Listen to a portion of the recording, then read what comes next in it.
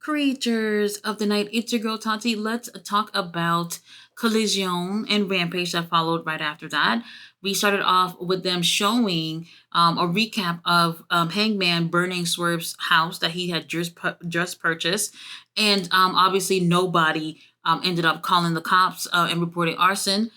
So they're still having this match at the pay per view.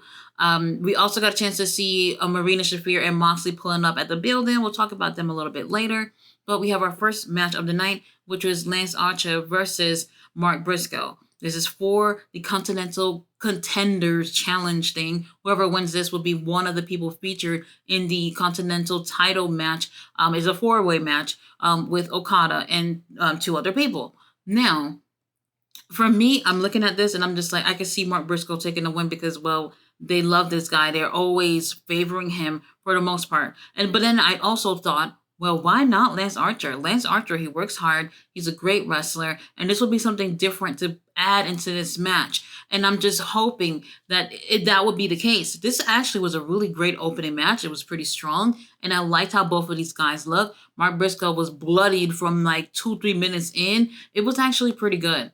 But then Mark Briscoe takes the win after giving Lance Archer, of all people, the Murder Hawk Monster, 3 froggy balls. I could not believe it. So he advances on to be part of this Continental title match. Can I just get like the logic in terms of why does the Ring of Honor World Champion needs to be in a match like that for the Continental title? Ever since the whole conglomeration thing, I kept telling myself, they're not going to make me hate you, Mark Briscoe. I love you too much for them to make me hate you. However, they're doing way too much. Why don't you guys feature a Mark Briscoe more on Ring of Honor? Why don't y'all treat him like the champion that he waited how many years to be in Ring of Honor? He had a couple of matches these past few weeks. That's great. However, it feels like there is no champion in Ring of Honor. But you have no problem skipping someone like Lance Archer so you can give our boy Mark Briscoe an opportunity for another title when he has the biggest title of Ring of Honor. I'm mind blown, absolutely upset about it. After this, we had Chris Jericho back there talking shit about the conglomeration or whatever, and he said Ishii gotta take his ass back home. He's over it. Now, he's standing there with the redwood, the bad apple, and everything. When he's talking about Ishii should go back home to Japan, and then they pan the camera down to their feet. Ishii is laid out on the ground with his with a chair in between like his head or whatever. And I'm just like, holy shit, okay, all right. They took him out.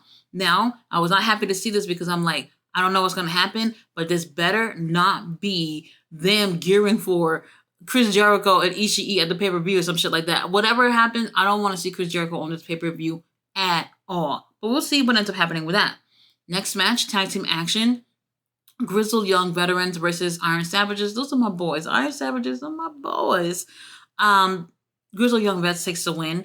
Something about this where it's like, I like the Grizzled Young Vets. I do. Other people might like them too. Well, I don't know. However, I just feel like I wish they would have made them feel like a bigger deal.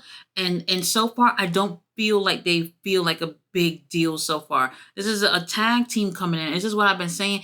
AEW needs to be focusing on bringing in some tag teams rather than singles competitors. We need a revival for the AEW tag division, for Ring of Honor as well. But that would be great for them if they would be signing anybody to be in the company to be focusing on teams.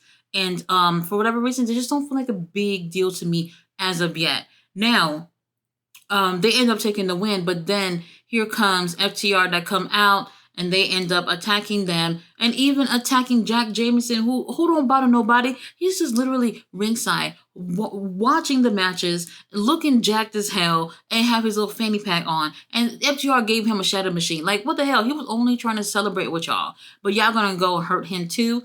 I'm over it. Orange Cassidy, he said he's going to take care of Brian Keith later on to get revenge for what happened to Ishii, and y'all already know what that's supposed to mean. Up next, Orange Cassidy goes against Brian Keith. Brian Keith has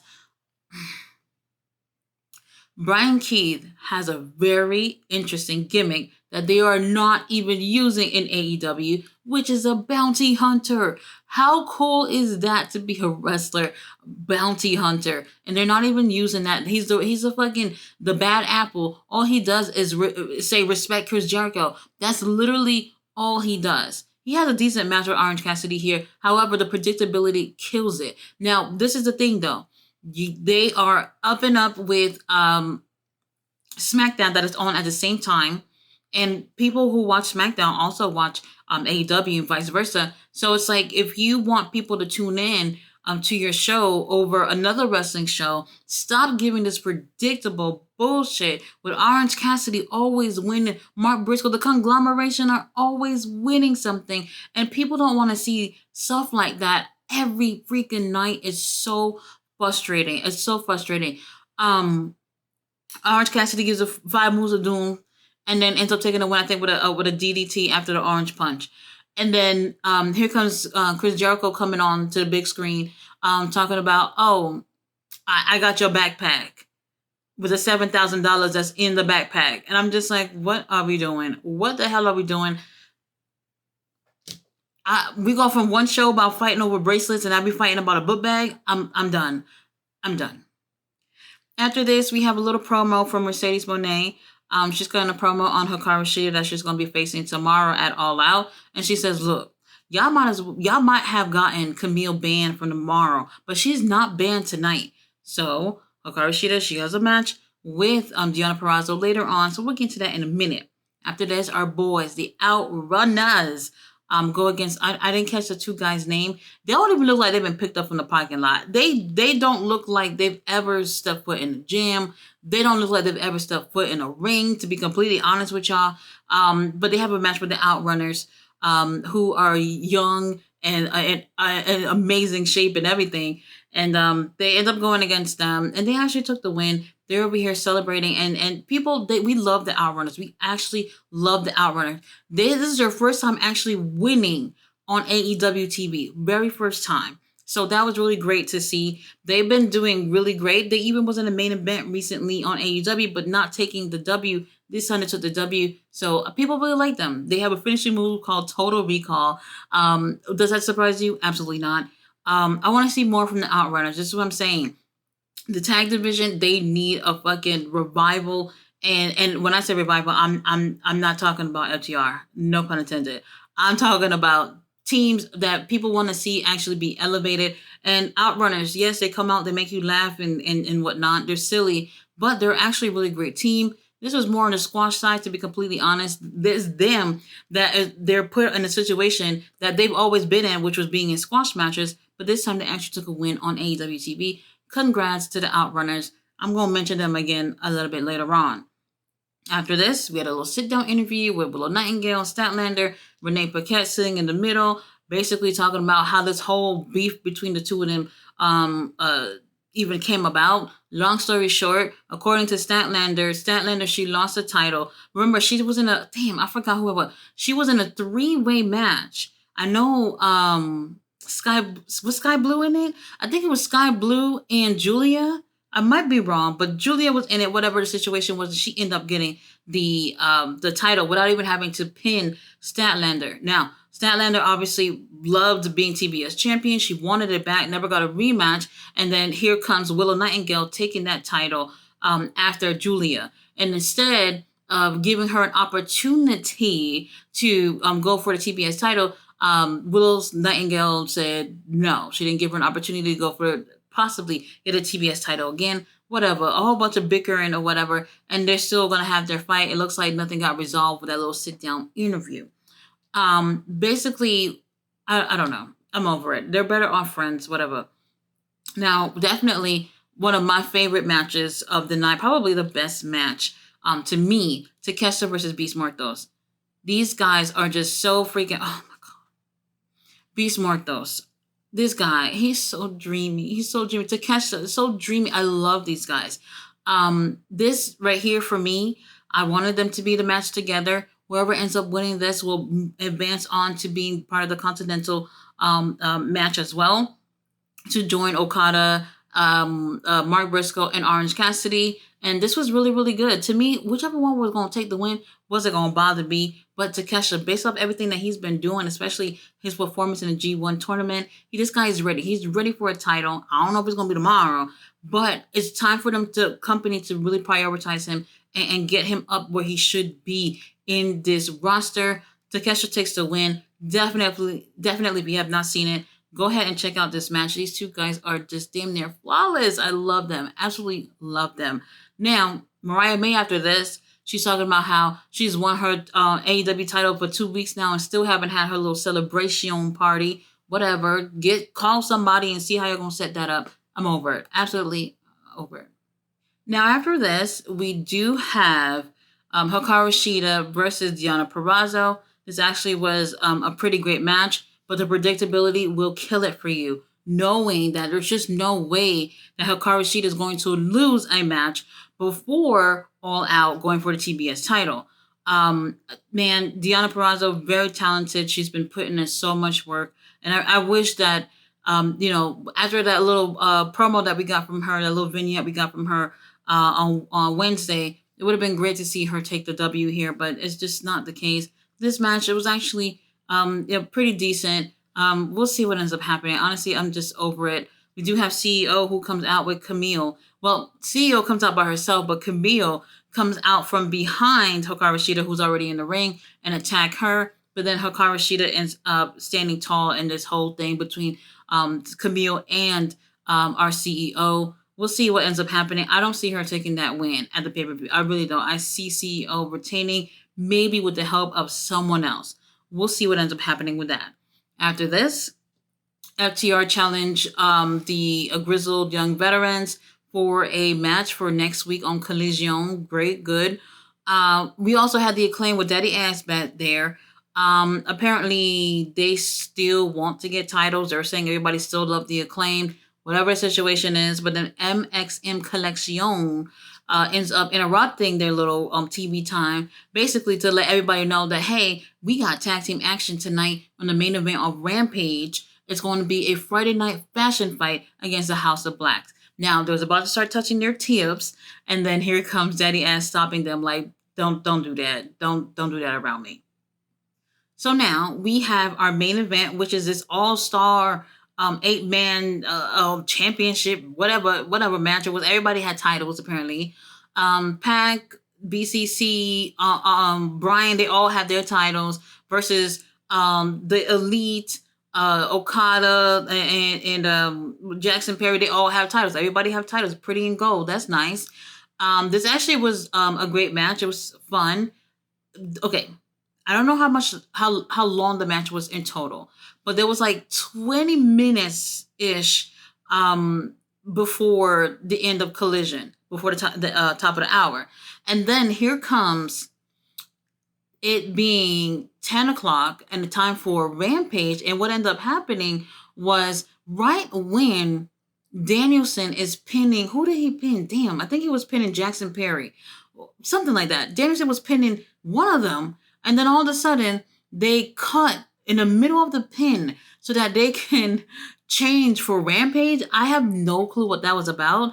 Definitely not a good thing in terms of production, because it's like this is an important moment where they probably could have even taken the win, but y'all cut so y'all could change from Collision to Rampage. It might sound confusing how I'm describing it if you didn't see it, but it was very strange to me, and I don't know what that was about. But then even after they end up changing to Rampage, that match went on for another 12 to 15 minutes-ish, and it felt like they were dragging it at that point. It felt like this match should have already been over, and they just kept going with it. And I was just like, oh, come on. All these guys in this match have a match tomorrow. Let them go home and fucking put some ice on their wounds or whatever. Like, it's just, it was a little bit of an overkill.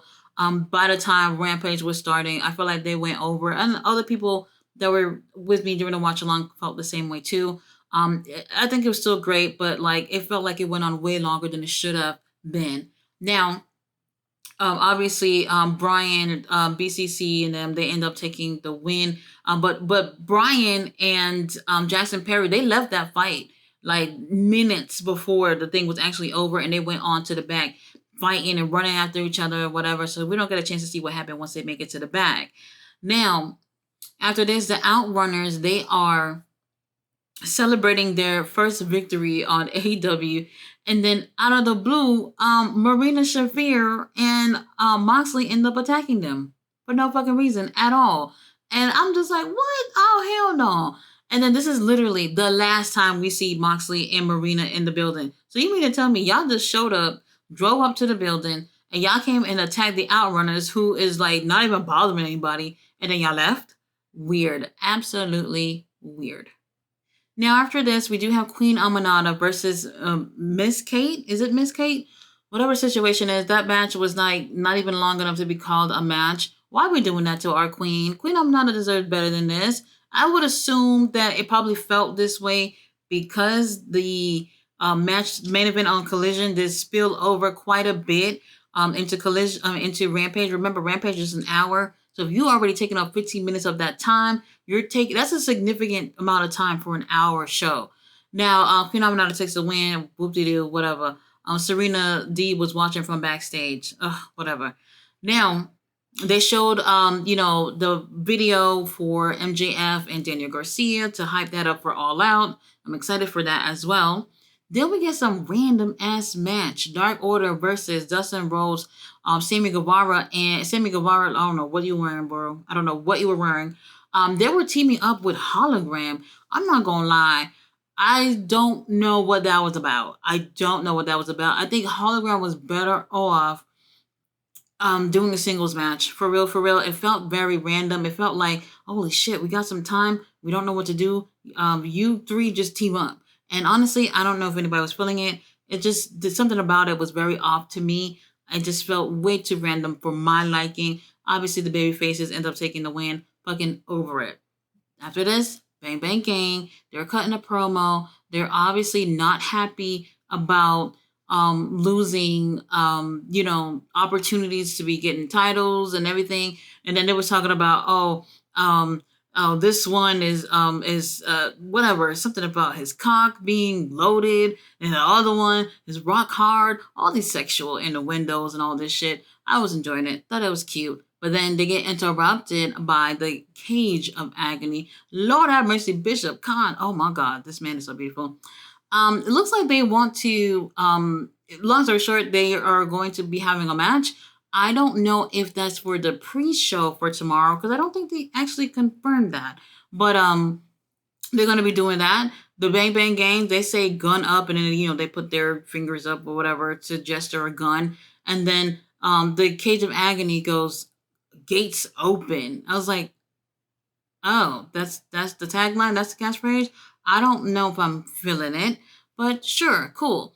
After this, there is this, there's on the pre-show tomorrow, they just added this. There is a trios thing where the winners get money, some type of money or whatever from Tony Khan. I don't know.